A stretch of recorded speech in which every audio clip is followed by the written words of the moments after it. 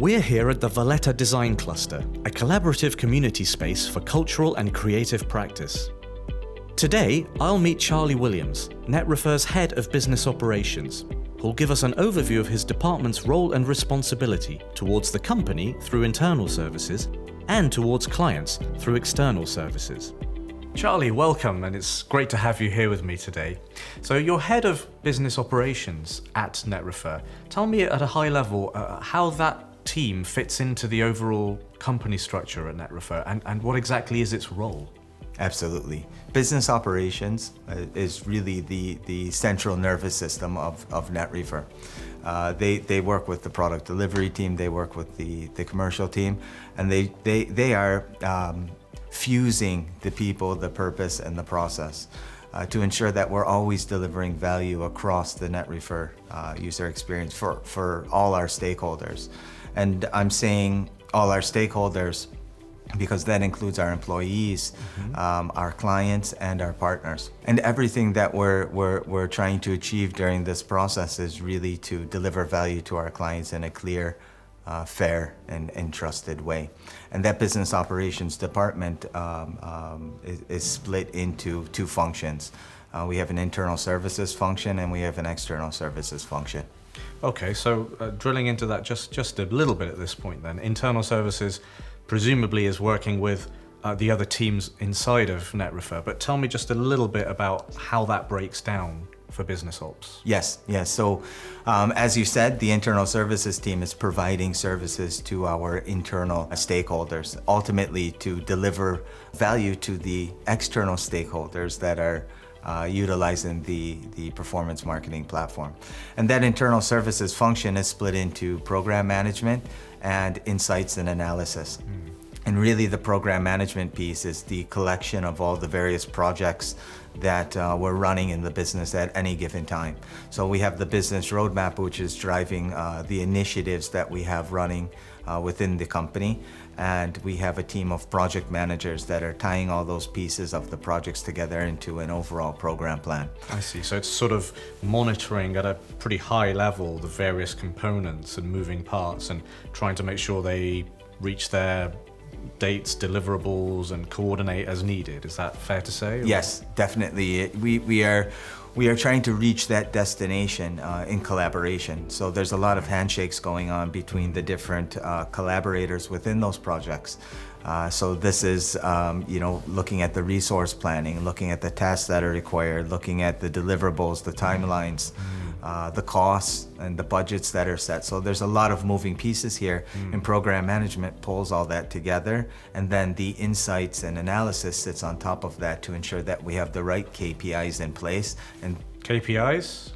I'm ignorant to that. Yes. What does that mean? Sorry. So those are the key performance indicators. Okay. So each initiative that we have, each project that we have would have a set of KPIs tied to it. And we're constantly monitoring those KPIs to see where we're ending up, and before it's too late, making the right changes. So making sure that we're proactive in the analysis that we're doing. I see. And then, so going on to the flip side of that, you mentioned external services, which I presume would mean actual contact points with your clients. Tell me just a little bit about that at a high level. Yes, so the external services are broken into two functions also. We have the solution consultancy function and the experience delivery function. And both those functions really work closely together. So you have solution consultants, which are working with the commercial team. So they come in during the pre-sales process. They work with the clients to ensure that the business requirements are being captured correctly. They take those business requirements, then when that prospect becomes a client, they'll take that configuration and they'll deploy it within the performance marketing platform. Right, because I guess you've probably got clients in different verticals within gaming, right? You might have a sports book client, or you might have someone on the casino side, or even bingo, and I guess they would have different requirements of the platform. Yes, absolutely. So the consultant is truly understanding those requirements of our clients and documenting those to ensure that the right configuration is taking place during the onboarding process. Recently, we had a lovely conversation with Dexter Cutajar, who runs your sales operation. Tell me just a bit about how your solutions consultants liaise with his team during this process. Yeah, so typically the sales function would engage one of our solution consultants.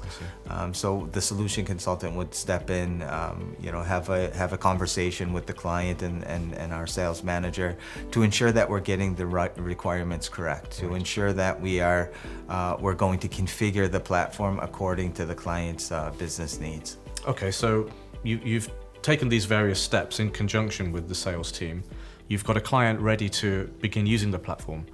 How does that happen? I mean, I guess they need to be brought up to speed. They need to be educated about how this complicated system works. Yes. Talk about that briefly. Yeah, absolutely. And this is where the experienced delivery team does come in and work closely with the consultant. So the experienced delivery team handles everything around the curriculum of our academy, our service desk, so our support function. So there's a teaching operation here. Is that fair to say? Yes, definitely. Yeah. So there's our whole knowledge base really. So we have articles on how to, best practices, and all that information is put into our academy.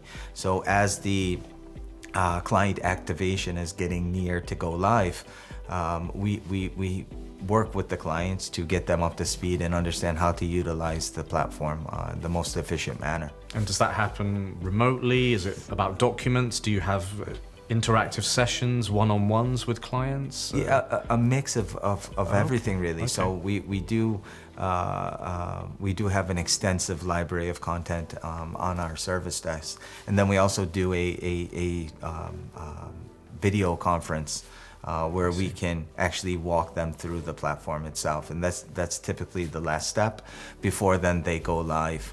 And then once the client is live, as part of experience delivery, we also have our user success team, and that user success team really focuses on ensuring that the client, once they have started using the platform, are getting the results that are required. If not, or if there are any queries, then those go through that, let's say, support function within experience delivery. Great introduction, Charlie. Thank you. Thank you. Stay connected for part 2 of 3 next week to gain deeper insight into business operations, solution consultancy, experience delivery, and internal services.